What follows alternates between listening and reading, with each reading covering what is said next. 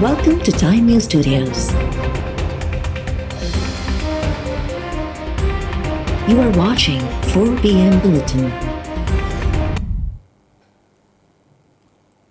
अॻूणे सदर आसिफ ज़रदारी तरफ़ां बेतमादी रिथ ते राबतनि ऐं मुलाक़ातुनि जो सिलसिलो जारी। लाहौर में मौजूद आसिफ ज़रदारी तरफ़ां मंसूरा पहुची जमात इस्लामी जे अमीर सिराजुल हक़ सां मुलाक़ात। हुकूमत ख़िलाफ़ बेतमादी रिथ सूधो ॿियनि अहम मामलनि ते ॻाल्हियूं जारी। मुलाक़ात में ॿिन्ही पार्टीज़ जे मर्कज़ी अॻवाननि ते ॿधल वफ़द बि मौजूद। आसिफ ज़रदारी पार्टी अॻवाननि सां मंसूरा पहुतो त सिराजुल हक़ ऐं ॿियनि अॻवाननि संदसि आजियां कई।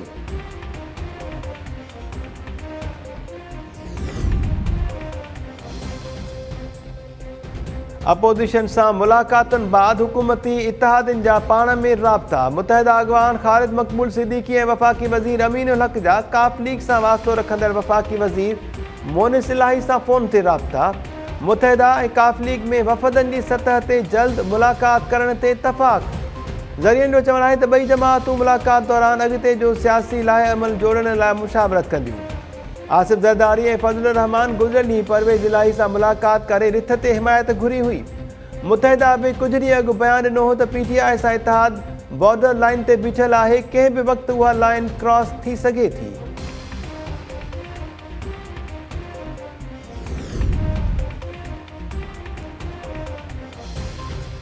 नूर मुक़दम क़त्ल केस में जवाबदार ज़ाहिर जाफ़र खे मौत जी सज़ा। इस्लामाबादी अदालत नूर मुक़दम क़त्ल केस ते महफ़ूज़ कयल फ़ैसिलो जारी करे छॾियो। ज़ाहिर जाफ़र खे क़त्ल जो ॾोह में मौत ऐं जबरी ज़्यादतीअ जे ॾोह में 25 साल क़ैद जी सज़ा ॿुधाई वई।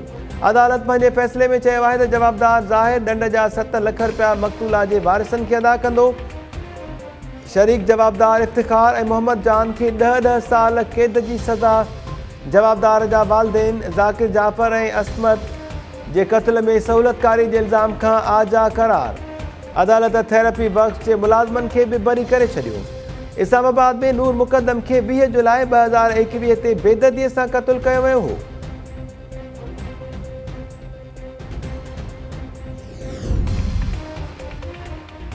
नूर मुक़दम क़त्ल केस में प्रोसिक्यूशन ज़िम्मेवारी पूरी कई ऐं अदालत 4 महीननि में फ़ैसिलो ॿुधाए छॾियो। सुध समाज जे वफ़ाक़ी वज़ीर जो पंहिंजे ट्वीट बयान में नूर मुक़दम केस में अदालती फ़ैसिले ते रद्द अमल। फवाद चौधरी चयो आहे त अवाम उमीद करे थो त इंसाफ़ सां वाॻियल इदारा संदन उमीदुनि ते पूरो लहंदा। इन सां मुल्क में क़ानून जी हुकुमरानी हूंदी।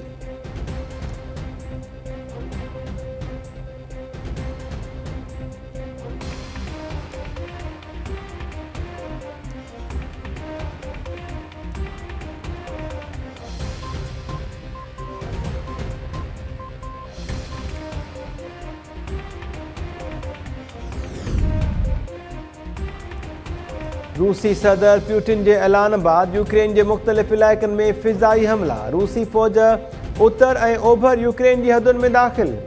रूस तरफ़ां शहरनि ते हमलनि जी तरदीद ऐं यूक्रेन जो एयर डिफेंस सिस्टम तबाह करण जी दावा।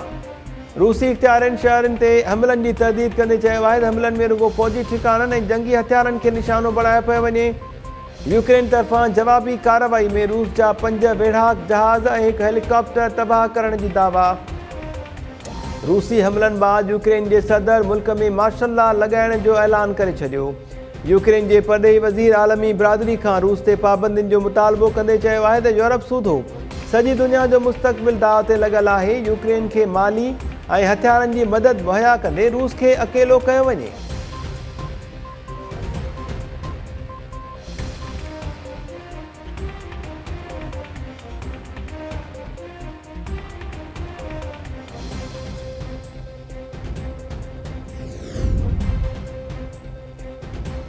मॉस्को में मौजूद वज़ीर आज़म इमरान ख़ान सदर पुतिन सां मुलाक़ात जे लाइ सदारती महल पहुची वियो। वज़ीर आज़म ऐं सदर विच में 3 कलाकनि ताईं मुलाक़ात जारी रहंदी। ॿई सरबराह निवे किलाई में मुलाक़ात दौरान यूक्रेन छिकतान ऐं ख़िते जी सिक्योरिटी सूरतहाल सूधो ॿियनि अहम मामलनि ते ॻाल्हियूं कंदा। वज़ीर आज़म इमरान ख़ान ऐं सदर पुतिन मांझादे में शिरकत कंदा। वफ़दनि जी सतह ते मुलाक़ात दौरान अहम मुआहिदा थियण जा इम्कान। वज़ीर आज़म इमरान ख़ान मॉस्को में ॿी आलमी जंग में जान ॾींदड़ फ़ौजियुनि जी यादगार ते गुल रखिया। वफ़ाक़ी वज़ीर बि वज़ीर आज़म सां गॾु हुआ।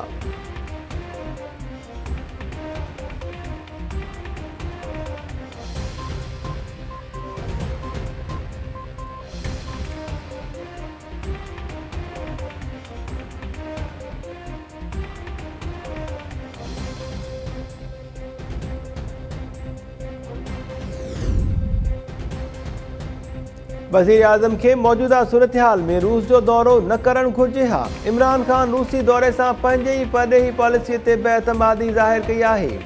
Peoples party MLA Khurshid Shah चयो आहे त आइन खां ॿाहिरि को बि क़दम न खणंदासीं, असांखे सियासी वेढ़ करणु घुर्जे। पीपल्स पार्टी जो लॉन्ग मार्च हुकूमत न पर महांगाई ख़िलाफ़ आहे।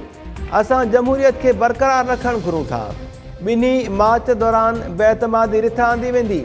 सभ खां पहिरीं क़ौमी असम्बलीअ जे स्पीकर ख़िलाफ़ बेअतमादी रिथा आणणु घुर्जे। 23 मार्च वारे लॉन्ग मार्च में शिरकत जो फ़ैसिलो हालतुनि ते ॿधल आहे, उन खां पहिरीं फ़ैसिलो थी वेंदो।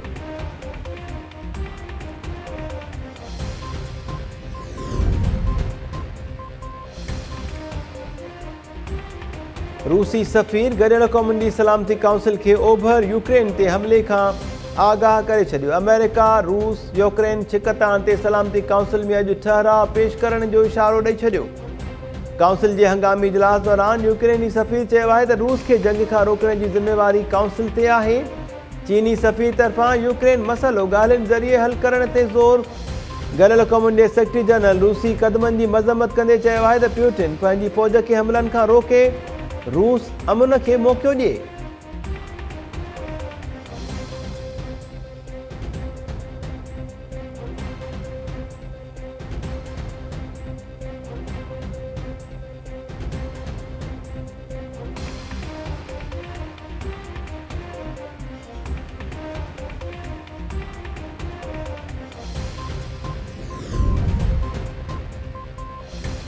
सिंध में IBA टेस्ट पास PhD ऐं JEST उस्तादनि खे ऑफर ऑर्डर्स ॾियण जो सिलसिलो शुरू। कराची में ऑफर ऑर्डर्स विरहाइण वारी तक़रीब में सूबाई वज़ीरनि शिरकत कई। तालीम जे वज़ीर सरदार शाह तक़रीब खे ख़िताब में चयो आहे त असां वटि साइंस जे उस्तादनि जी खोट हुई। हिकु उस्ताद समूरा मज़मून पढ़ाए थो, मथां वरी उमेद कई वेंदी आहे त तालीम बहितर थींदी। उस्ताद क़ाबिल हुजे त वण हेठां वेही बि ॿार खे आइंस्टाइन ठाहे सघे थो। सूबाई वज़ीर सईद गनी चयो त नौकरियूं खपाइण जा इल्ज़ाम तअस्सुब ते ॿधल आहिनि। 50,000 मां हिकु बि उस्ताद सिफ़ारिश ते भर्ती नाहे थियो। हुकूमत पंहिंजी ज़िम्मेवारी पूरी कई, हाणे उस्तादनि जी ज़िम्मेवारी आहे त सिंध जे ॿारनि खे क़ाबिल बणाइनि।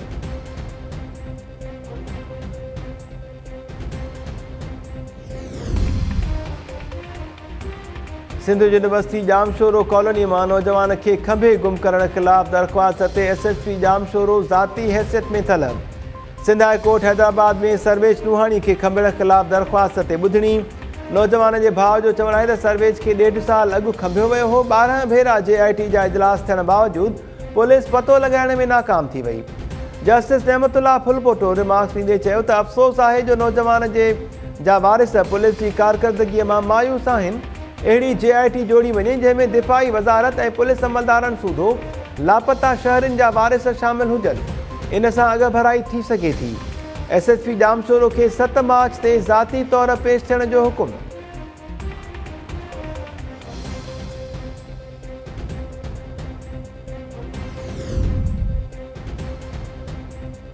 घोटकी में पुलिस अहलकार वसीम मेमून जो हथायल लाश पोस्टमार्टम बाद वारसनि हवाले। शुरूआती रिपोर्ट मूजिबि अहलकार जे जिस्म ते तशद्दुद जा निशान न मिलिया। संदसि मौत पाणीअ में ॿुॾण सबबु थियो। 3 ॾींहंनि खां गुम ॼाणायल पुलिस अहलकार जो लाश वाह मां हथायो। वारिसनि क़त्ल जो शक ज़ाहिर कंदे चयो आहे त वसीम खे पाणीअ में ॿोड़े मारियो वियो आहे। वाक़े जी शफ़ाफ़ ऐं मुख़्तलिफ़ रुख़नि में जांच कराइण जो मुतालबो। पुलिस जो चवणु आहे त अहलकार जो लाश ताज़ो आहे। वाक़े जी हर रुख़ में जांच कई पई वञे।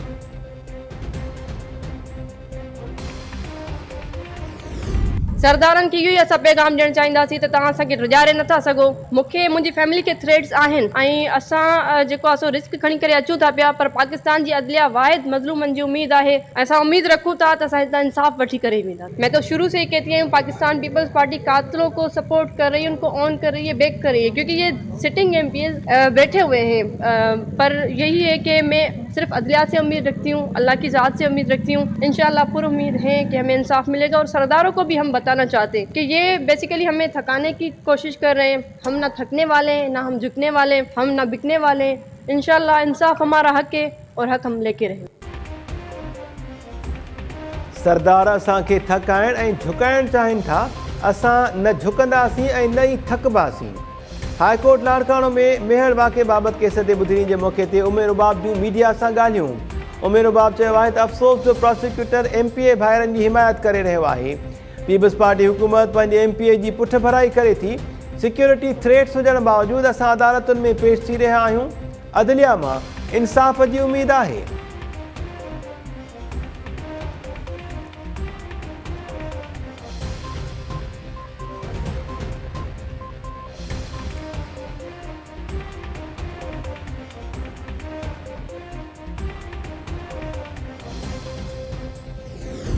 समीना गाड़ी असां ते कूड़ो केस दाख़िल कयो वारा थाणे ते, जंहिंजी वारा पुलिस हुनजी पूरी मुखबराई थी करे। उन जी अॼु कंफर्मेशन बेल रखियल जेका असांजी बेल कंफर्मेशन थी वई ऐं कूड़ कूड़ थींदो आहे ऐं सच सच थींदो आहे। पुलिस इन्वेस्टिगेशन बि कोन कई हाणे केस जी इन्वेस्टिगेशन त कयो। जे ॾींहं ते चवंदा असां हिन हमलो कयो आहे, अगरि उन जे 5 सालनि में बि साबित कंदा असां दर ते विहूं त असां ॾोही कूड़ो आहे साईं।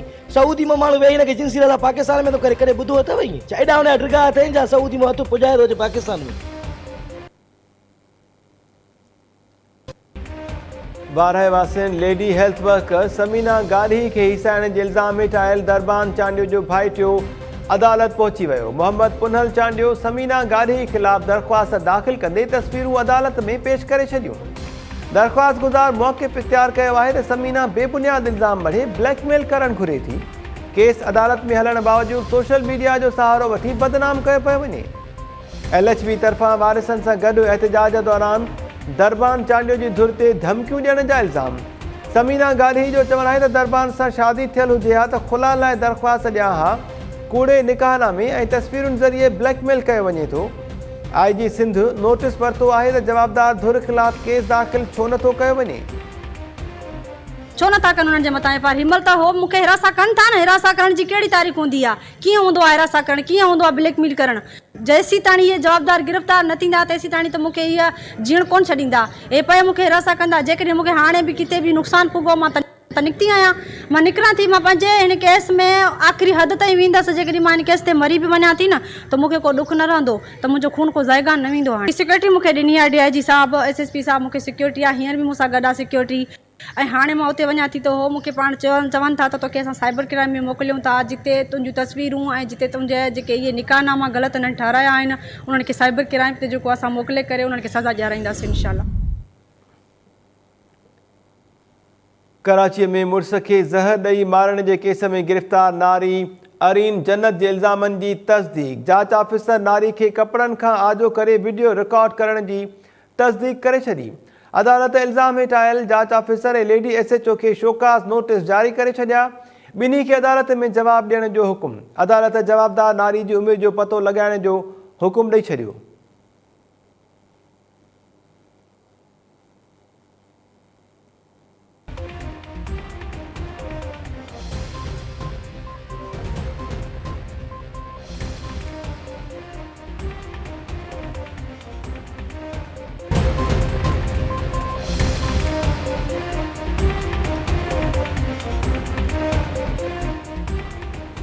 अस्सलाम वालेकुम नाज़रीन, टाइम न्यूज़ में अवां खे भलीकार चऊं था। मां आहियां महताब अली नूर। डायर सवारी थियूं बुलेटिन सां गॾु हाज़िर थियूं था शॉर्ट ब्रेक खां।